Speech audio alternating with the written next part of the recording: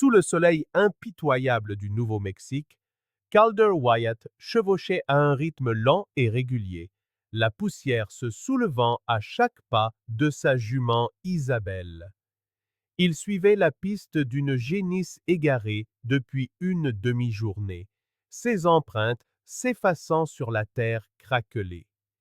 Ici, le silence était sacré, rompu seulement par le faible grincement du cuir, la plainte du vent et le cri occasionnel d'un faucon lointain. Calder aimait cette solitude, ce calme, cette prévisibilité. Mais soudain, il l'entendit, si faible que cela aurait pu être le vent, un son semblable à un souffle qui avait oublié comment respirer. Il se figea sur sa selle, la tête inclinée, le cœur au ralenti. Le son revint, un gémissement, faible et aigu comme un fil sur le point de rompre. Il descendit de cheval vivement, attachant les rênes à une branche morte. Son fusil en bandoulière, il se fraya un chemin à travers les genévriers et les rochers jusqu'à une clairière bordée de vieux peupliers. Et là, sous le plus vieil arbre, il la vit. Elle était pendue par les poignets, les bras étendus au-dessus de sa tête, son corps inerte comme une poupée brisée. Ses pieds touchaient à peine le sol. Sa peau était tannée par le soleil et couverte de poussière, ses longs cheveux noirs mêlés de sueur et de sang. Sa poitrine se soulevait en respiration courte et irrégulière, mais elle était vivante. Le regard de Calder se posa sur la pancarte de bois rudimentaire clouée à l'arbre au-dessus d'elle. Les mots étaient griffonnés à la peinture rouge épaisse, rageur et déchiquetée. L'homme blanc ne pardonne pas. Il recula involontairement, la bile lui montant à la gorge. L'air s'épaissit. Un avertissement, un message, une malédiction. Il balaya du regard les crêtes, les rochers. Aucun mouvement, aucun son, juste le vent qui frôlait les feuilles mortes comme un murmure. Sa main se porta au couteau sur sa ceinture. Bon sang, marmonna-t-il, qu'est-ce qu'ils t'ont fait? La jeune fille bougea à peine. Sa tête retomba en avant, et il vit les marques de brûlure à vif, là où la corde mordait ses poignets. Il déglutit difficilement. Tu m'entends, petite? Demanda-t-il, la voix rauque. Pas de réponse. Je ne suis pas là pour te faire du mal, dit-il plus doucement, presque pour lui-même. Ses bottes craquèrent sur le sol tandis qu'il s'approchait. Il pouvait voir son visage maintenant, jeune, peut-être 18 ans, avec un front haut et une mâchoire forte, ses joues creusées par la soif. Du sang séché tachait sa lèvre. Il leva la main, toucha la corde. C'était de la fibre de mesquite tressée, rêche et vieille.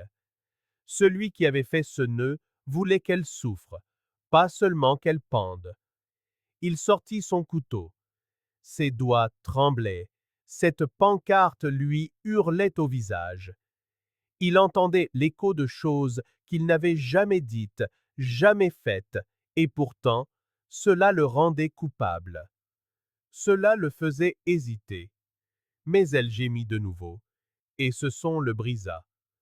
Je ne suis pas comme eux, murmura-t-il, la lame glissant dans la corde. Je ne suis pas ça. D'un coup sec, la corde céda. Elle tomba en avant, et il la rattrapa juste à temps.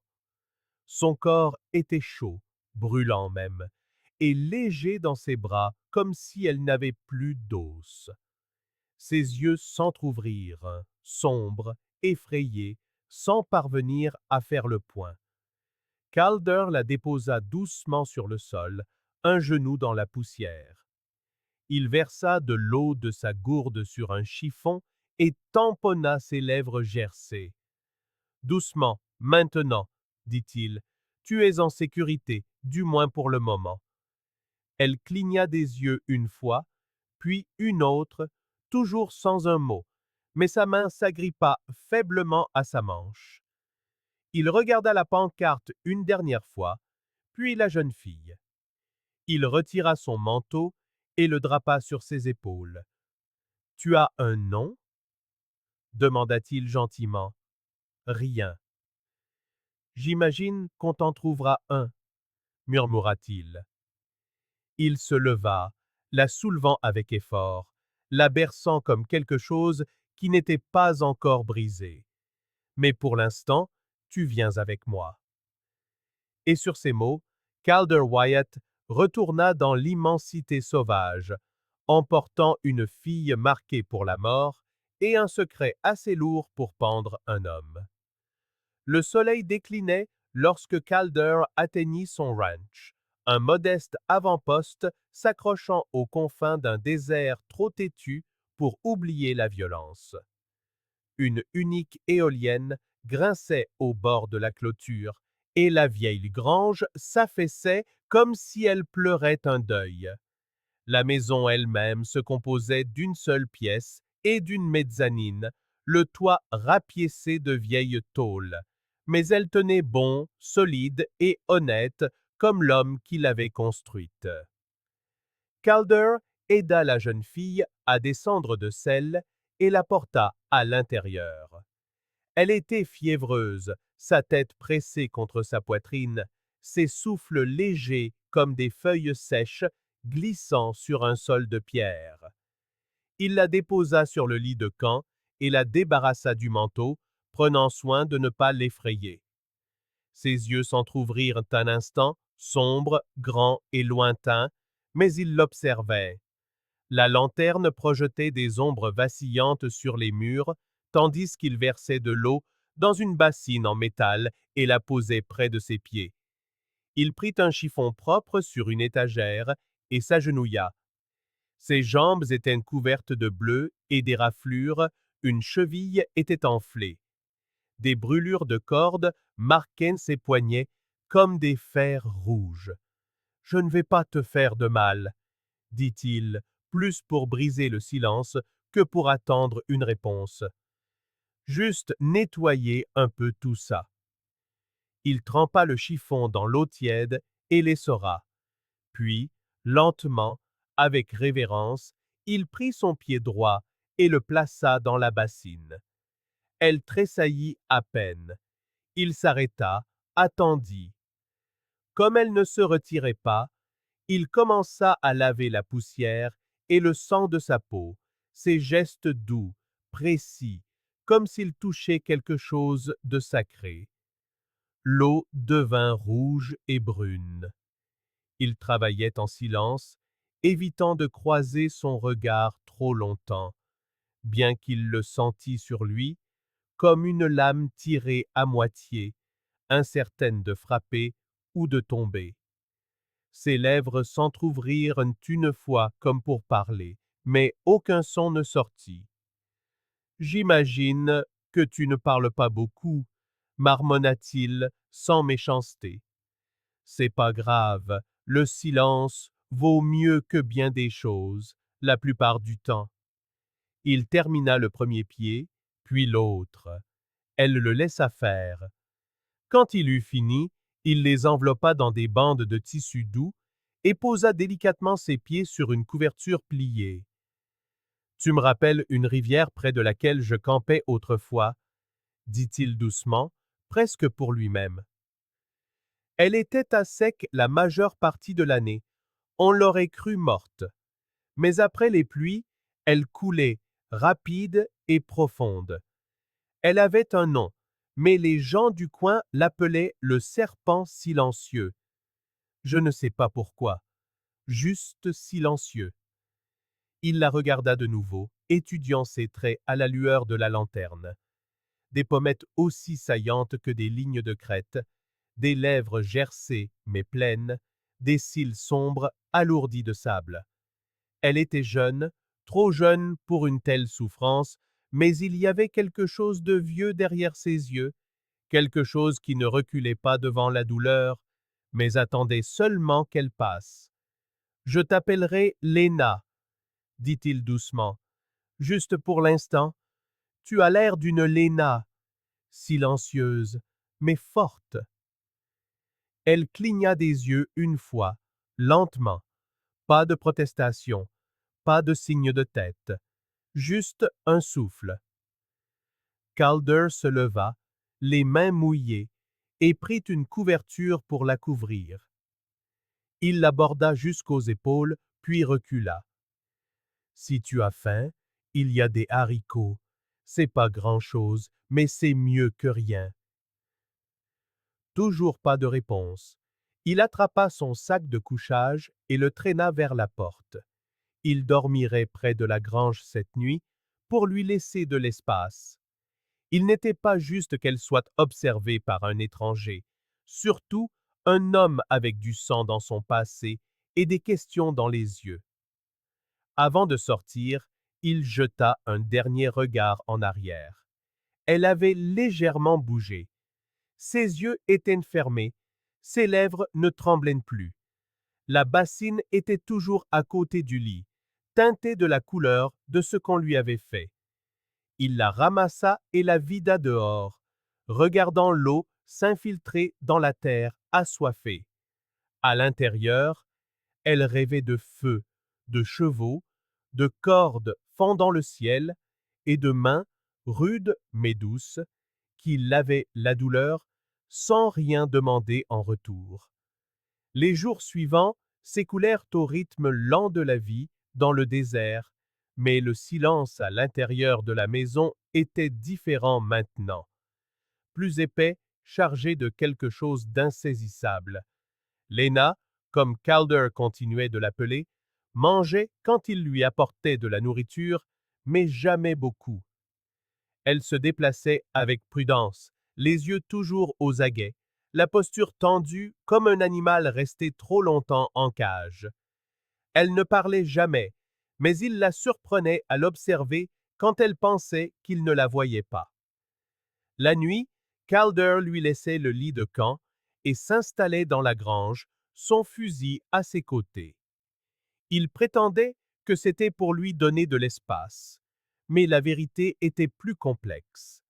Il avait peur, pas d'elle, mais de ce que sa présence signifiait. La pancarte sur l'arbre brûlait encore dans son esprit. L'homme blanc ne pardonne pas. Ceux qui avaient écrit ça voulaient qu'elle meure lentement, et qui qu'il soit, il pouvait encore être en chemin. C'est 3 matins plus tard qu'il vit l'empreinte de bottes, légèrement plus petite que la sienne, plus récente, et dirigée vers la grange. Calder s'accroupit à côté, dans la terre dure, et étudia le talon. Modèle militaire, cavalerie. L'empreinte était fraîche, pas plus de quelques heures. Il se releva lentement, les yeux scrutant la ligne de crête. Rien que des armoises et la chaleur qui miroitait. De retour à l'intérieur, Léna était assise près de la fenêtre, immobile et silencieuse. Elle ne le regarda pas quand il entra, mais son corps se tendit. « Tu as vu quelqu'un » demanda-t-il. Elle ne dit rien, se contentant de serrer la couverture plus fort autour de ses épaules. « Je crois qu'on a de la compagnie » murmura Calder, plus pour lui-même. Ce soir-là, il laissa la lanterne basse et resta sur le porche, le fusil sur les genoux. Le vent était tombé. Les coyotes hurlaient au loin, et les étoiles apparaissaient une à une comme des fantômes qui se réveillent. Léna ne dormit pas. Il l'entendait bouger à l'intérieur, arpentant le plancher en cercle lent. C'est vers midi le lendemain que le cavalier arriva. La poussière s'enroulait derrière le cheval alezan à son approche. L'homme qui le montait portait le bleu et l'or de la cavalerie américaine. Son fusil était dans son étui, son chapeau bas, sa mâchoire couverte d'une barbe naissante. Calder descendit du porche. une main posée nonchalamment sur sa ceinture. Le soldat arrêta son cheval et plissa les yeux. « Vous êtes Calder Wyatt ?»« Ça dépend qui demande. »« Lieutenant Graham, station de Dust Hollow. Nous traquons une fugitive. » L'homme sortit un avis plié de la poche de sa veste et le lui tendit. « Vous avez vu celle-là » Calder prit le papier, sachant déjà ce qu'il montrerait. Un croquis grossier d'une jeune fille apache, des yeux vifs, de longs cheveux. Les mots « recherchée pour meurtre et évasion, dangereuse, récompense, 50 $. » Calder leva lentement les yeux. « Je ne peux pas dire que je l'ai vue. »« Vous êtes sûr ?» demanda le soldat en se penchant en avant. Petite, silencieuse, pourrait être blessée, pourrait se cacher. Nous pensons qu'elle a été secourue ou emmenée par quelqu'un passant près des plaines de Cottonwood. Calder garda le papier une seconde de plus, puis le plia et le lui rendit. Je n'ai vu personne d'autre que des lièvres et une vache qui n'écoute rien. Le lieutenant Graham plissa les yeux. Ce n'est pas juste une fugitive, monsieur Wyatt. Elle fait partie d'un groupe violent, des sauvages. Cette pancarte qu'ils ont laissée, ils ne plaisantent pas. La mâchoire de Calder se contracta. Si je vois quoi que ce soit, je vous préviendrai. Le soldat l'étudia un instant de plus, puis il hocha la tête une fois et fit demi-tour. Intérêt à le faire.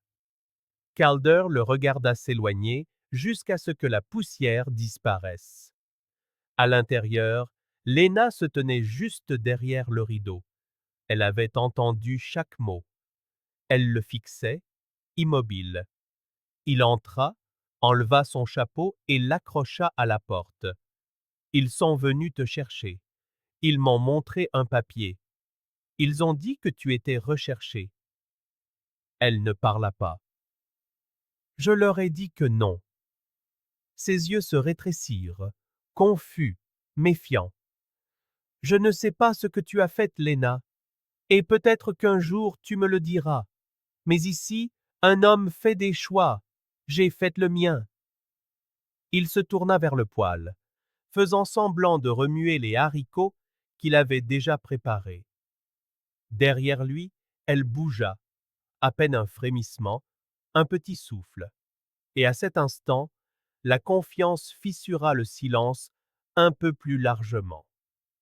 Le soleil de l'après-midi était bas, projetant de longues ombres sur la cour alors que le vent s'adoucissait. La journée avait été étrange, trop calme, comme si le désert retenait son souffle. Calder était assis sur le porche, aiguisant son couteau avec des gestes lents et rythmés.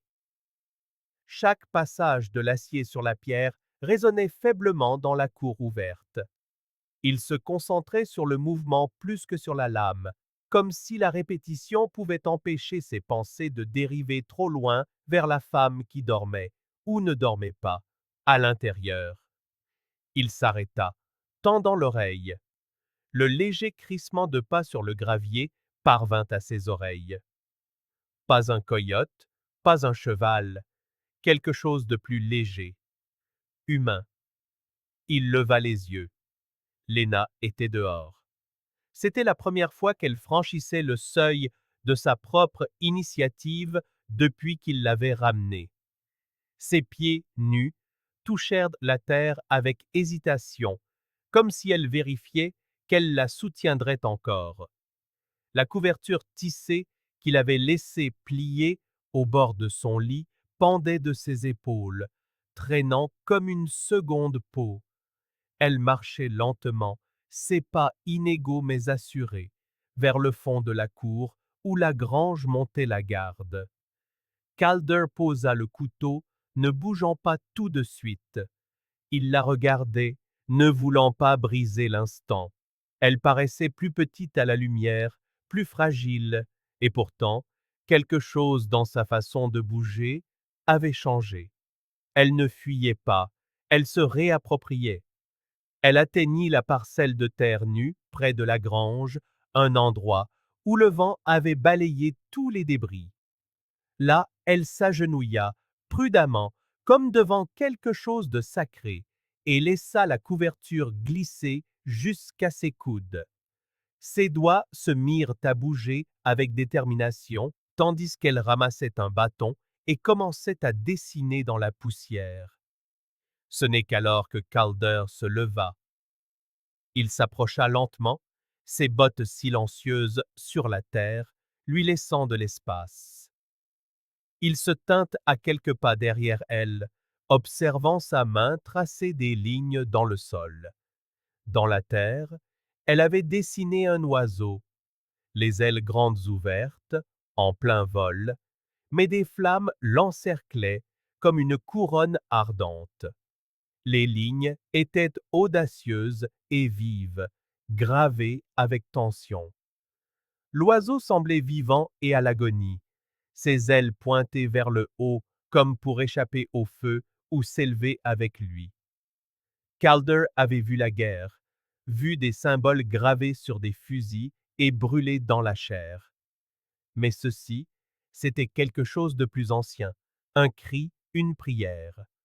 Il s'accroupit à côté d'elle, sa voix basse et respectueuse. Qu'est-ce que c'est? Léna ne leva pas les yeux. Son visage resta impassible, ses yeux fixés sur le dessin. Pendant un long moment, elle ne dit rien, comme si elle décidait de libérer ou non le souvenir. Puis elle parla.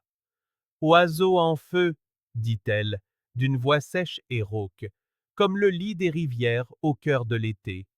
Le signe de mon peuple. Calder resta silencieux, ses yeux ne quittant pas l'image. Elle tapota le centre de l'oiseau avec le bâton. C'était celui de mon père, de notre famille. Nous le peignions sur les tentes, le gravions sur les branches, toujours en vol, toujours en feu. Calder sentait la tension dans son corps, la façon dont ses épaules se contractaient, la rigidité de sa mâchoire. Elle se préparait à quelque chose. Ils viennent, soldats, tunique bleue. Au printemps dernier, continua-t-elle d'une voix hésitante, ils disent qu'on doit partir, loin, dans un endroit sec. Pas de nourriture, pas d'eau. Ils disent qu'on est un danger. Elle marqua une pause. Le bâton dans sa main tremblait. On dit non. On reste. On se bat. Sa voix s'amenuisa. Ils ont brûlé, tué ma mère, mes deux frères, brûlé les anciens à l'intérieur de la tente. Calder serra lentement les poings, la mâchoire contractée. Quelque chose de vieux et de furieux s'agita dans sa poitrine. J'ai couru, je me suis caché. Ils m'ont trouvé, m'ont battu, attaché, m'ont traité de voleuse, dit que j'avais pris un fusil. Ce n'était pas vrai. Puis elle se tourna, plongeant son regard dans le sien pour la première fois. Il y avait de la fureur dans sa voix maintenant. Je n'ai pas volé, je n'ai pas tué, je n'ai rien fait de mal. Sa voix résonna dans l'air libre comme un tonnerre sur une terre aride. Calder ne parla pas pendant un moment. Puis sa voix s'éleva, basse mais assurée. Je te crois. Elle se retourna vers la terre, laissa tomber le bâton. Ses mains retombèrent sur ses genoux, puis ses épaules se mirent à trembler. Au début, elle n'émit aucun son, juste des secousses silencieuses, mais ensuite les sanglots vinrent, bruts et sans filtre. Elle se recroquevilla, les bras enroulés autour de ses genoux, ses cheveux tombant comme un rideau. La douleur était trop grande pour son corps, et elle se déversa par vagues. Calder resta à côté d'elle, immobile, impassible. Il ne tendit pas la main vers elle, n'essaya pas de la réconforter avec des mots vides. Au lieu de cela, il avança la main et la pressa dans la terre à côté de l'oiseau en flammes. paume contre le sol, doigts écartés, sa peau contre la poussière qu'elle avait façonnée avec son chagrin. Ce n'était pas un contact, c'était un témoignage. Elle le sentit. Finalement, sa respiration ralentit. Elle releva la tête, son visage strié de terre et de larmes. Leurs regards se croisèrent, sans protection. Tu peux m'appeler Léna, murmura-t-elle. Calder hocha légèrement la tête, sa voix comme du gravier et du vent. D'accord alors, Léna, ce sera. Ils restèrent assis ensemble en silence, tandis que le soleil glissait derrière la crête et que l'oiseau de feu dans la terre s'estompait dans l'ombre. Mais ses cendres, comme la vérité, demeuraient. Cette nuit-là, le vent sifflait bas à travers les chevrons, murmurant à travers les murs fins comme un fantôme se souvenant de son nom. Calder était assis près du feu, ses bottes enlevées, les manches de sa chemise retroussées, s'occupant d'une marmite de haricots. Léna se tenait près de la fenêtre, les bras croisés autour d'elle, regardant la nuit s'installer sur le désert. Le silence entre eux n'était plus un mur. C'était quelque chose de plus doux maintenant, comme un souffle partagé. Elle se tourna soudainement. Tu veux savoir la vérité? Calder leva les yeux, sa cuillère s'immobilisant en plein geste. Il hocha la tête une fois, prenant soin de ne pas la presser avec des mots. Elle se dirigea lentement vers la table, s'assit en face de lui. Sa voix était calme mais claire. Mon père était un chef de moindre importance, commença-t-elle. Notre clan était petit, pacifique. Nous faisions du commerce avec les colons, nous avons même appris leurs dieux. Nous avions des règles, des limites. Nous voulions vivre. Calder écoutait, son visage impénétrable mais concentré. Un hiver plus tôt, continua-t-elle, une femme blanche a été retrouvée morte près de notre territoire de chasse, la gorge tranchée. Son mari a dit que c'était nous. Ses doigts se crispèrent sur le bord de la table. Mais ce n'était pas le cas. Elle est morte parce qu'il l'a tuée. Tout le monde le savait, mais ils nous ont accusés. Ses yeux croisèrent ceux de Calder. Les soldats sont venus, pas seulement eux, des ranchers aussi, des hommes de la ville avec des fusils et de la peur. Ils ont dit qu'ils venaient de rendre la justice. Elle déglutit difficilement, la douleur lui nouant la gorge. Ils ont brûlé notre camp, abattu mes frères pendant leur sommeil. Ma mère est morte en tenant le chapelet que le prêtre lui avait donné.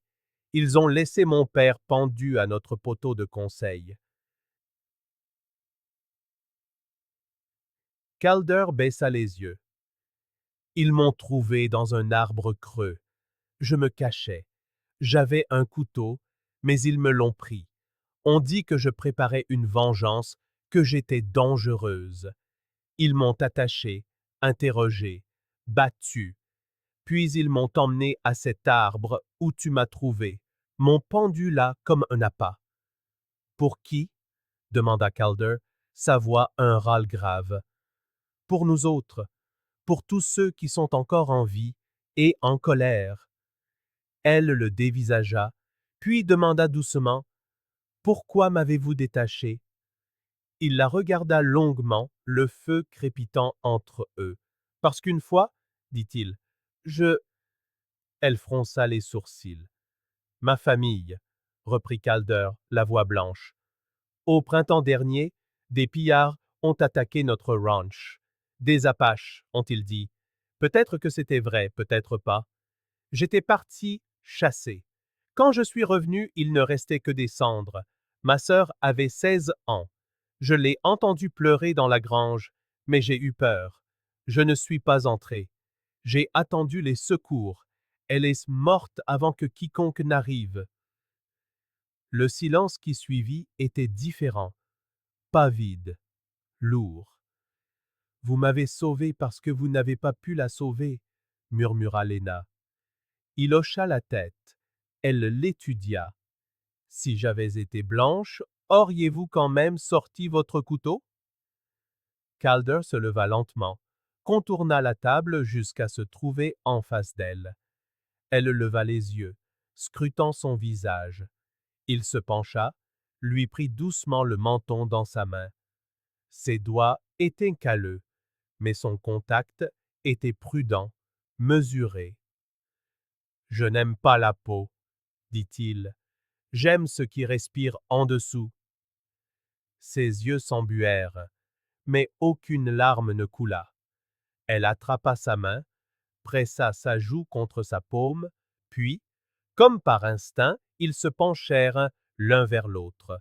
Le baiser fut silencieux, hésitant d'abord, puis plus ample, comme s'ils avaient tous deux retenu leur souffle trop longtemps et se souvenaient enfin comment expirer. Les mains de Léna tremblaient sur sa poitrine. Ses bras entourèrent son dos. Le feu pétilla doucement derrière eux. Plus tard, ils se tenaient dans la petite cuisine, la lueur des bougies vacillant sur les vieilles poutres en bois. Leurs ombres ne faisaient qu'une sur le mur du fond, une danse lente qu'aucun d'eux n'avait jamais apprise, mais qu'ils connaissaient d'instinct. Dehors, le vent du désert s'était calmé pour la première fois depuis des jours. À l'intérieur, quelque chose commençait à guérir. Le vent revint avec le matin, soufflant plus fort que d'habitude, charriant des odeurs de sable et de fumée lointaine. Calder le sentit dans ses os. Quelque chose changeait. Il avait vécu assez longtemps sous ce ciel pour reconnaître l'attente avant la tempête, même si elle arrivait avec des bottes plutôt que des nuages. 3 jours s'étaient écoulés depuis le baiser, depuis que les mots qu'aucun d'eux n'avait prononcés à voix haute avaient pris racine dans le silence. Léna avait commencé à se déplacer plus librement dans le ranch. Elle aidait à nourrir les animaux, balayait le sol et avait même ri une fois, doucement, quand Calder avait maudit la mule têtue qui refusait de manger. Mais la paix était fragile. À midi, une traînée de poussière s'éleva de l'est. Calder se tenait près de la clôture, la mâchoire serrée, son fusil posé contre le porche. 3 cavaliers s'approchèrent, des hommes du coin en manteau de toile et vieux chapeaux, des carabines en bandoulière. Leur chef portait une étoile en fer-blanc sur la poitrine, qui semblait plus autoproclamée que méritée. « Wyeth !» lança l'homme en descendant de cheval. « On m'a dit que tu pourrais bien abriter quelqu'un qui n'a rien à faire ici. » Calder garda une voix égale. « On entend beaucoup de choses, Joe. Ça ne les rend pas vraies pour autant. » Joe Prescott cracha dans la poussière. « Une fille, une apache. Il y a une récompense, 50 $ en liquide, et les remerciements de chaque homme craignant Dieu à l'ouest du Pecos. Tu as fait tout ce chemin pour une rumeur? » Les yeux de Prescott se plissèrent. « On a l'intention de vérifier à l'intérieur, juste au cas où. » Calder descendit lentement du porche. « Tu as un mandat? » Prescott ricana. « Tu crois qu'on est au tribunal, Wyeth? » Les 2 autres hommes bougèrent sur leurs selles, les mains près de leurs armes. L'air devint cassant. « Je suis le seul à vivre ici, » dit Calder, la voix calme. « Il n'y a pas de filles, juste des fantômes et des chèvres. » Prescott le fixa un long moment, puis acquiesça d'un signe sec.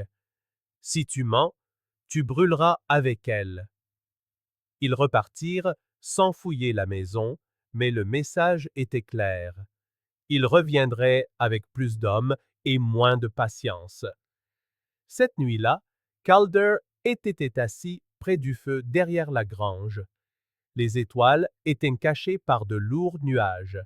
Dans sa main, Il tenait la pancarte en bois brut qu'il avait déterrée. Les lettres étaient effacées maintenant, mais toujours lisibles, toujours haineuses. L'homme blanc ne pardonne pas.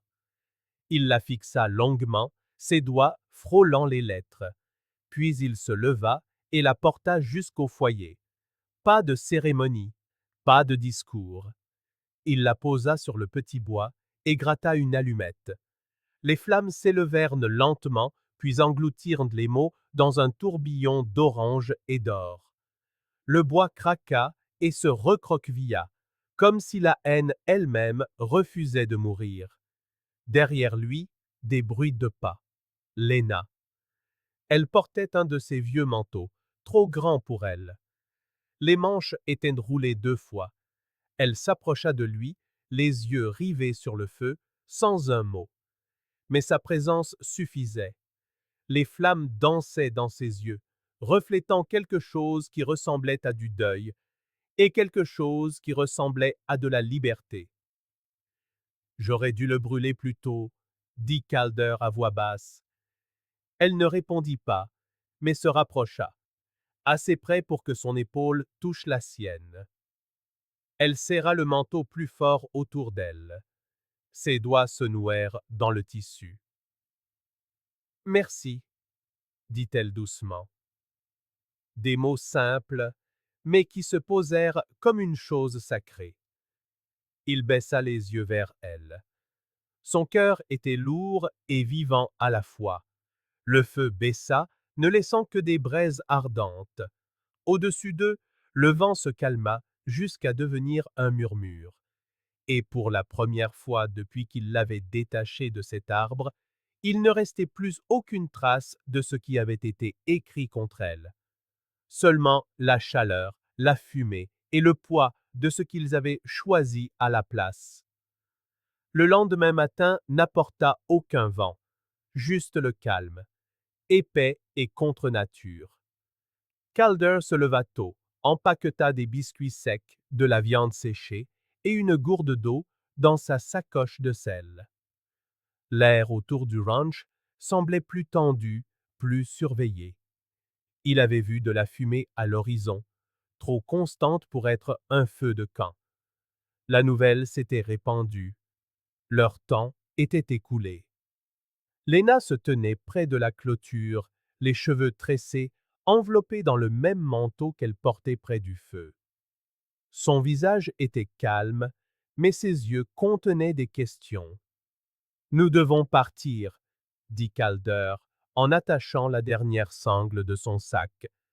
Ce soir, elle hocha la tête, le sachant déjà. Il y a des terres au sud d'ici, continua-t-il. Passez la frontière. On dit que les Apaches vivent encore libres dans la Sierra Madre, loin des soldats, loin des pancartes. Il fit une pause. On peut y arriver, si on avance vite. Léna s'approcha, si près qu'il pouvait voir la douce rougeur sur ses joues. Elle prit sa main et la serra, fermement. Il baissa les yeux vers elle, la voix à peine un murmure. « Tu viendras avec moi ?» Elle pressa son front contre sa poitrine. Son souffle était chaud à travers sa chemise. Puis elle répondit, en apache, lentement, avec soin. « Je veux vivre comme ta femme. » Calder ferma les yeux. Cette seule phrase pesait plus lourd qu'un millier de promesses.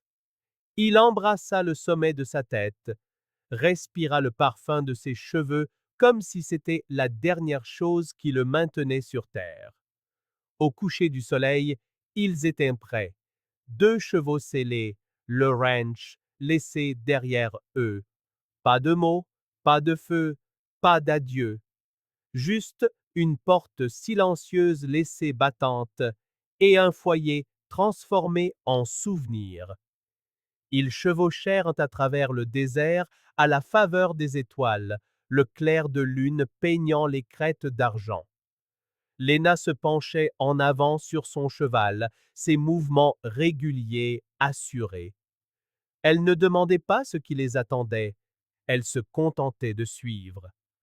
À 10 miles de la frontière, le paysage s'ouvrit sur des broussailles basses et des falaises de pierre.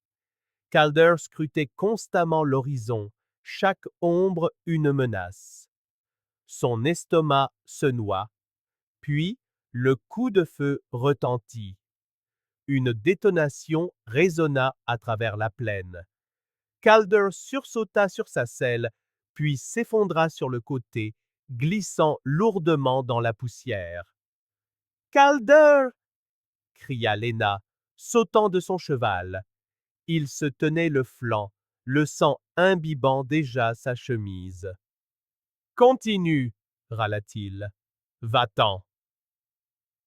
Une autre balle siffla près d'eux, frappant le rocher derrière. Sur la ligne de crête, 2 silhouettes apparurent. Des cavaliers, fusils levés. Calder gémit, se relevant péniblement. Il faut bouger. Lena passa son bras sous son épaule, essayant de le soulever. Crois-moi, gronda-t-il, je ne mourrai pas. D'une volonté pure, ils trébuchèrent vers les rochers proches, les balles fendant la nuit. Les bottes de Calder traînaient derrière lui, mais il forçait un pas après l'autre. Chaque respiration était humide, sa vision floue. D'une manière ou d'une autre, ils atteignirent une brèche étroite entre 2 falaises, un passage caché. Lena le traîna plus qu'elle ne le porta à l'intérieur, le pressa contre la paroi de pierre, sa propre poitrine se soulevant avec effort. Les stires s'évanouirent derrière eux. Les cavaliers ne les suivraient pas à travers les rochers. Pas sans perdre de la vitesse, pas sans risque. À l'ombre du passage, Calder s'effondra à genoux, son sang gouttant sur la poussière. Il leva les yeux vers elle, la douleur et l'émerveillement mêlés dans son regard. « Tu as dit que tu voulais être ma femme. » Elle s'agenouilla à côté de lui prit le visage en coupe. « Je le pensais. » Ses lèvres s'incurvèrent malgré la douleur. « Alors nous avons intérêt à traverser ce défilé. » Elle hocha la tête, et pour la première fois depuis leur rencontre, Lena pria. Pas les dieux des colons, mais les esprits du feu, du vent et de la survie. Parce que l'amour en cet endroit était toujours un pari, et ce soir-là, il misait tout. Les pans de la tente bruissaient doucement dans la brise de la rivière, le clair de lune se glissant à travers les coutures comme des fils d'argent. Dehors, les grillons chantaient à voix basse et l'eau murmurait sur les pierres. À l'intérieur, Calder était allongé, adossé à des couvertures pliées. Sa respiration était lente, mais forte maintenant. La fièvre était tombée. Le pire était passé. Lena était assise à côté de lui, une bassine d'eau fraîche à ses côtés, lui épongeant doucement le front. Il la regardait à travers ses paupières mi-closes, les coins de sa bouche se soulevant légèrement. « Tu es toujours aussi autoritaire avec tes patients ?» murmura-t-il. Elle haussa un sourcil, mais sourit. « Seulement avec ceux qui sont trop têtus pour mourir. » Il eut un petit rire, puis grimaça lorsque le rire tira sur les points de suture de son flanc.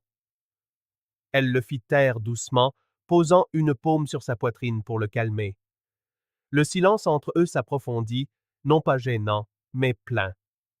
Puis, alors que le vent soupirait dehors, il reprit la parole. « Dis-moi quelque chose de vrai, » dit Calder, sa voix plus douce maintenant, empreinte d'une émotion brute. « Quel est ton vrai nom? » Lena baissa les yeux, hésitant. Puis elle prit sa main et la guida jusqu'à sa poitrine, juste au-dessus de son cœur. « Ayana, » dit-elle. « Ça signifie rivière paisible. C'est mon père qui me l'a donné. » Calder ferma les yeux un instant, comme pour laisser le nom s'installer en lui comme une prière. Quand il les rouvrit, Il y avait de la chaleur derrière la lassitude. Ayana, répéta-t-il, goûtant le mot, tu es la seule paix que j'ai jamais connue. Elle ne pleura pas cette fois. Elle se contenta de serrer sa main plus fort. Les mois passèrent.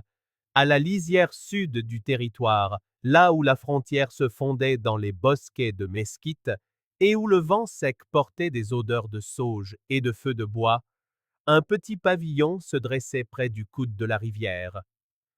Fait de pain et de peau, solide mais humble, il était entouré de roseaux chuchotants et de fleurs sauvages.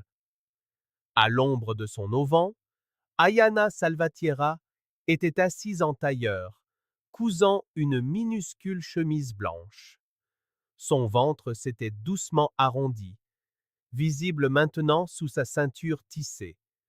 Fredonnant doucement, elle passait l'aiguille dans le coton doux, ses doigts sûrs et calmes. Au-delà du jardin, Calder dressait un jeune Mustang, murmurant des ordres à voix basse, patient et ferme. De temps en temps, il jetait un coup d'œil vers le pavillon, apercevant sa silhouette à travers le léger rideau, et à chaque fois, il souriait.